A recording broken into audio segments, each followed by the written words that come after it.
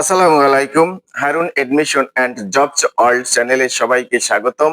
সাধারণ জ্ঞান বাংলাদেশ প্রসঙ্গে আজকের আলোচনার বিষয় বাংলাদেশের বিজ্ঞান ও যোগাযোগ প্রযুক্তি। 2014 সালের 10 ফেব্রুয়ারি তথ্য ও যোগাযোগ প্রযুক্তি মন্ত্রণালয় এবং ডাক ও টেলিযোগাযোগ মন্ত্রণালয়কে একীভূত করে সৃষ্টি করা হয় ডাক, টেলিযোগাযোগ ও প্রযুক্তি মন্ত্রণালয়। বাংলাদেশ এক স্যাটেলাইট প্রকল্প আন্তর্জাতিক টেলিকমিউনিকেশন সংস্থা ITU এর যে পুরস্কার লাভ করে রিকগনিশন অফ এক্সিলেন্স। 2017 সালের 15ই আগস্ট বাংলাদেশ এক স্যাটেলাইট এর উৎক্ষেপণ পরবর্তী কার্যক্রম পরিচালনা, স্থল স্টেশন থেকে উপগ্রহকে নিয়ন্ত্রণ করা, বিপণন ও বিক্রয় সেবা ইত্যাদির জন্য প্রতিষ্ঠিত হয় BSCL Bangladesh satellite company limited. BSCCL Bangladesh submarine cable company limited.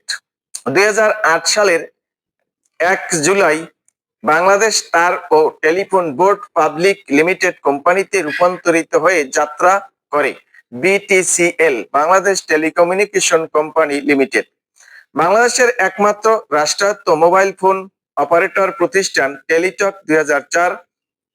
Telephone শিল্প সংস্থা লিমিটেড টেসিস এর সদর দপ্তর অবস্থিত গাজীপুরের টঙ্গীতে। টেসিস কর্তৃক তৈরি প্রথম ল্যাপটপ বা নোটবুক দোয়েল 2010 সালে। তথ্য ও যোগাযোগ প্রযুক্তি বিভাগ। হাইটেক পার্ক অবস্থান গাজীপুর হাইটেক সিটি দেশের প্রথম hitech park Kaliakair Gazipur. Jessore software technology park Jessore. 1990 সালে প্রতিষ্ঠিত বাংলাদেশ কম্পিউটার কাউন্সিল BCC অবস্থিত আগারগাঁও ঢাকা। সাবমেরিন কেবল প্রকল্পটি যে মন্ত্রণালয়ের অধীন ডাক, টেলিযোগাযোগ ও প্রযুক্তি মন্ত্রণালয়। টেলিযোগাযোগ ডিজিটাল ফোন সরাসরি আন্তর্জাতিক ডায়ালিং এর সুবিধা নিয়ে বাংলাদেশের প্রথম স্বয়ংক্রিয় ডিজিটাল আন্তর্জাতিক ট্রাঙ্ক এক্সচেঞ্জ স্থাপিত হয় 1983 সালে ঢাকায়। বাংলাদেশের আন্তর্জাতিক ডায়ালিং কোড +880। 1990 থেকে 91 অর্থ বছরে ঢাকা টেলিযোগাযোগ অঞ্চল 6টি এক্সচেঞ্জ স্থাপনের মধ্য দিয়ে স্থানীয় ডিজিটাল এক্সচেঞ্জ চালু করে BTTB।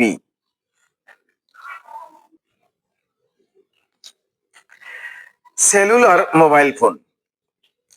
Cellular mobile phone Pacific Bangladesh telephone limited বাংলাদেশে প্রথম সেলুলার মোবাইল ফোন সেবা প্রদানের অনুমতি পায় 1989 সালে।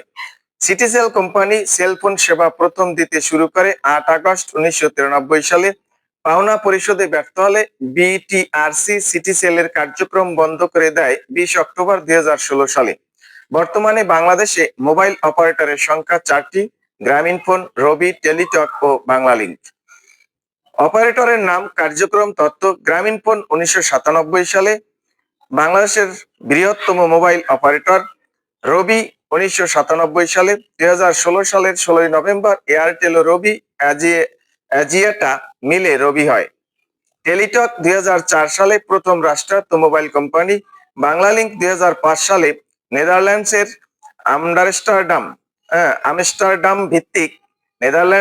আমস্টারডাম ভিত্তিক কোম্পানি গ্লোবাল টেলিকম হোল্ডিং এর ব্যবস্থাপনায় পরিচালিত হয়। প্রথম GPRS মোবাইল ইন্টারনেট ব্যবস্থা চালু করে রবি। বিভিন্ন জেনারেশন সময় স্থান বাংলাদেশে চালু। 1G ডিসেম্বর 1979, স্থান জাপান।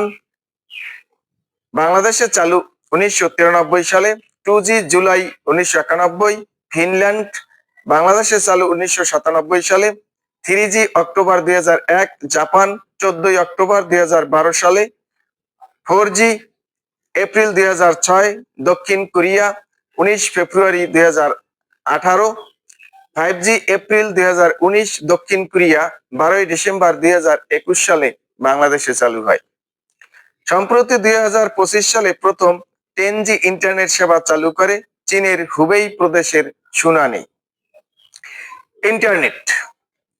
ইন্টারনেট 90-এর দশকের শেষের দিকে ডায়াল অ্যাপের সাহায্যে সীমিত পরিসরে ইমেল ব্যবহারের সুযোগ সৃষ্টি করে বুলেটিন বোর্ড সিস্টেম BBS অফলাইনে ইমেইলের মাধ্যমে সীমিত আকারে এদেশে প্রথম ইন্টারনেটের ব্যবহার শুরু হয় 1995 সালে।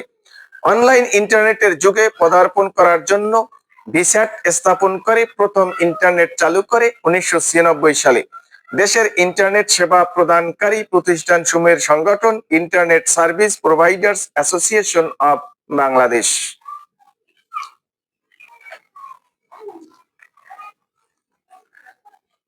প্রথম কৃত্রিম উপগ্রহ বাংলাদেশ এক স্যাটেলাইট। প্রথম কৃত্রিম উপগ্রহ বাংলাদেশ এক স্যাটেলাইট। বাংলাদেশ বিশ্বের নিজস্ব স্যাটেলাইটের মালিক হয় 57তম দেশ হিসাবে। উৎক্ষেপণ হয় 11 মে 2018, আমেরিকার সময় 12 মে 2018 সালে। প্রথম প্রহরে 2:14 বাংলাদেশ সময়। 2018 সালের প্রথম প্রহরে 2:14 বাংলাদেশ সময়। ইন্টারনেট ব্যান্ডউইথের মাধ্যমে সেবা চালু করে 19 মে 2019 সালে। স্যাটেলাইটের মাধ্যমে প্রথম পরীক্ষামূলক সম্প্রচার শুরু 4 সেপ্টেম্বর 2018 সালে। সাউথ এশিয়া ফুটবল চ্যাম্পিয়নশিপে বাংলাদেশ ও ভুটানের মধ্যকার ম্যাচে। থ্যালেস অ্যালেনিয়া পর্যবেক্ষণ করেছে প্রথম 3 বছর এবং প্রধান পর্যবেক্ষণ করেছে বাংলাদেশ। স্থায়িত্ব 15 বছরের জন্য রাশিয়ার কাছ থেকে অরবিটাল প্লট কেনা হয়েছে 2014 সাল। মহাকাশে নির্ধারিত কক্ষপথের উদ্দেশ্যে পাঠানো হয় যুক্তরাষ্ট্রের ফ্লোরিডার কেপ ক্যানভেলার কেনেডি স্পেস সেন্টার থেকে। উৎক্ষেপণকারী প্রতিষ্ঠান যুক্তরাষ্ট্রের স্পেস এক্সের লঞ্চ প্যাড। স্যাটেলাইটটি নিয়ন্ত্রণকারী প্রতিষ্ঠান বিটিআরসি, বাংলাদেশ টেলিযোগাযোগ নিয়ন্ত্রণ কমিশন। স্যাটেলাইটটির মূল কাঠামো তৈরি ও ডিজাইন করে Thales Alenia company, France. Satellite মহাকাশে পাঠানো হয় যে রকেটে ফ্যালকন 9। স্যাটেলাইট উড়ানোর কাজটি বিদেশে হলেও এটি নিয়ন্ত্রণ করে নিয়ন্ত্রণ কেন্দ্র তৈরি করা হয়েছে গাজীপুরের জয়দেবপুরে গ্রাউন্ড কন্ট্রোল স্টেশন ও রাঙ্গামাটি বেতনবুনিয়া গ্রাউন্ড স্টেশন। স্যাটেলাইট তত্ত্বাবধায়ক বিটিআরসি যে মন্ত্রণালয়ের অধীনে ডাক, টেলিযোগাযোগ ও তথ্য প্রযুক্তি মন্ত্রণালয়। বাংলাদেশ স্যাটেলাইটের মোট ট্রান্সপন্ডার 40টি, 20টি দেশের জন্য ব্যবহার করা হবে এবং 20টি বিক্রি করবে। মহাকাশে বাংলাদেশ এক স্যাটেলাইট এর অবস্থান 119°01 পূর্ব দ্রাঘিমাংশে, ওজন 3700 কেজি এবং খরচ হয় 2,765 কোটি টাকা।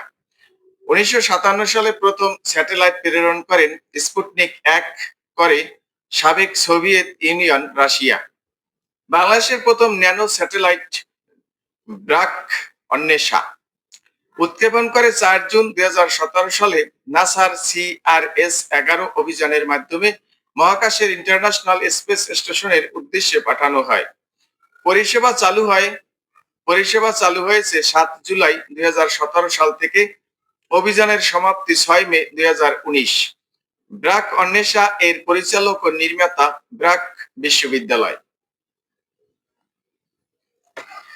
বাংলাদেশের প্রথম স্যাটেলাইটের নাম বাংলাদেশ 1।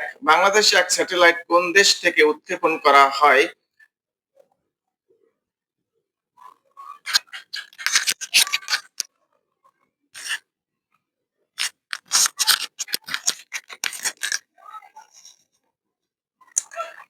বাংলাদেশ 1 স্যাটেলাইট কোন দেশ থেকে উৎক্ষেপণ করা হয়? যুক্তরাষ্ট্র। বাংলাদেশ মহাকাশে স্যাটেলাইট প্রেরণকারী কততম দেশ? 57তম। বাংলাদেশ 1 স্যাটেলাইটের পরীক্ষামূলক সম্প্রচার করা হয় 4 সেপ্টেম্বর। বাংলাদেশের টেলিফোন শিল্প সংস্থা কোথায় অবস্থিত? টঙ্গী। দোয়েল ল্যাপটপ প্রস্তুতকারী প্রতিষ্ঠান টেসিস। তথ্য প্রযুক্তি খাতের উন্নয়নে দেশের প্রথম হাইটেক পার্ক কোথায় অবস্থিত? গাজীপুর জেলার কালিয়াকৈরে। ড্রাইভিং লাইসেন্স দেয় কোন সংস্থা? BRTA। বাংলাদেশে তৈরি প্রথম ন্যানো স্যাটেলাইট উৎক্ষেপণ করা হয় 4 জুন 2017 সালে। বাংলাদেশের প্রথম মোবাইল ফোন সেবা চালু হয় কবে? 1993 সালে।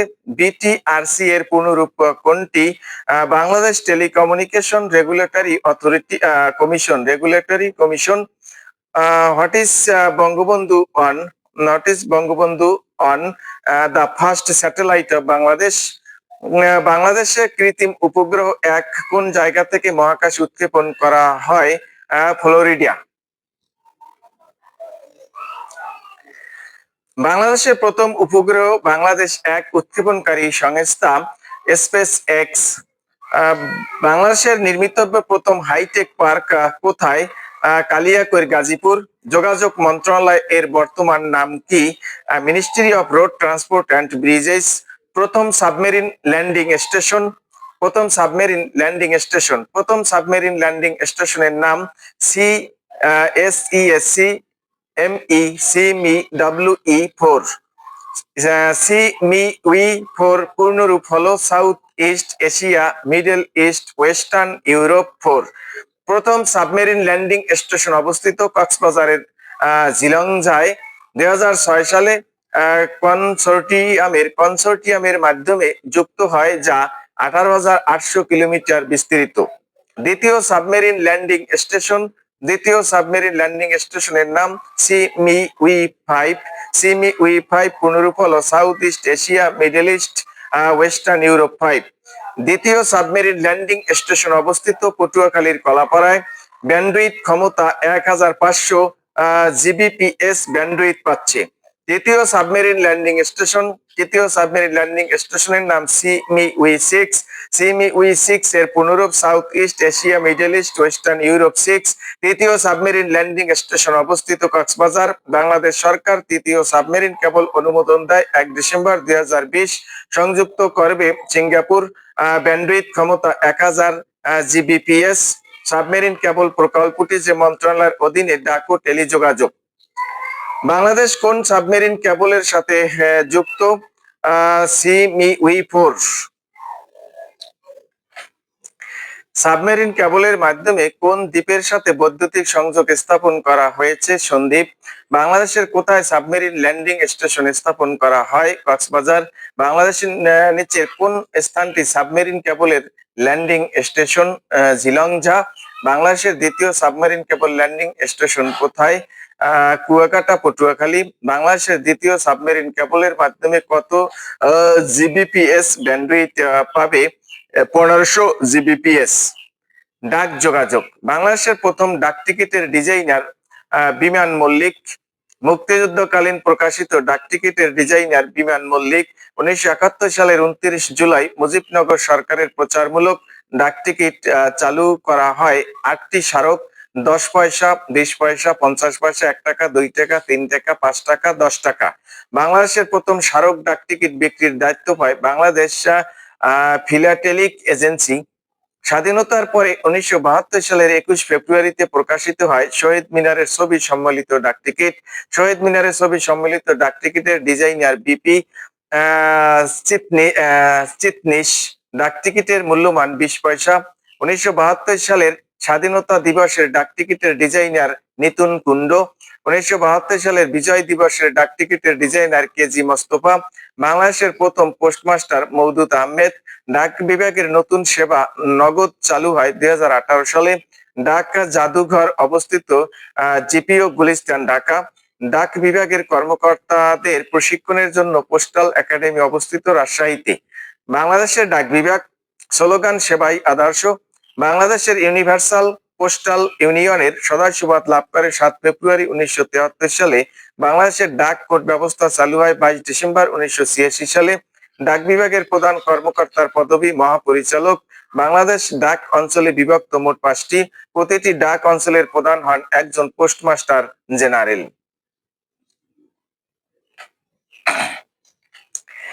ডাক বিভাগের নতুন সেবা নগদ। নগদ সেবাটি চালু করেছে বাংলাদেশ ডাক টেলিযোগাযোগ তথ্য প্রযুক্তি মন্ত্রণালয়। সেবাটি অনুমোদন করে বাংলাদেশ ব্যাংক। নগদ প্রতিষ্ঠা 11 অক্টোবর 2018 সালে। আনুষ্ঠানিকভাবে কার্যক্রম চালু হয় 26 মার্চ 2019 সালে। বাংলাদেশের ডাক বিভাগের মনোগ্রামে লেখা থাকে সেবাই আদর্শ। পোস্টাল কোড কি নির্দেশ করে? পোস্ট অফিসের নাম। বাংলাদেশের একমাত্র পোস্টাল একাডেমি কোথায় অবস্থিত? রাজশাহী। মুক্তিযুদ্ধকালীন প্রকাশিত ডাকটিকিটের ডিজাইনার কে ছিলেন? বিমান মল্লিক। জিইপি ব্যবহার করা হয় ড্যাশ যোগাযোগের জন্য, অভ্যন্তরীণ যোগাযোগের জন্য। বাংলাদেশের ডাক জাদুঘরটি অবস্থিত ঢাকায়। স্বাধীনতার পর প্রকাশিত প্রথম স্মারক ডাকটিকিটে কিসের ছবি ছিল? কেন্দ্রীয় শহীদ মিনার। মুজিবনগর সরকারের ডাকটিকিটের ডিজাইনার কে ছিলেন বিমান মল্লিক। বাংলাদেশে পোস্টাল কোড চালু হয় 1986 সালে। স্বাধীনতার পর প্রথম ডাক টিকিটে কোন ছবি ছিল? স্বাধীনতার পর প্রথম ডাক টিকিটে কোন ছবি ছিল? শহীদ মিনার।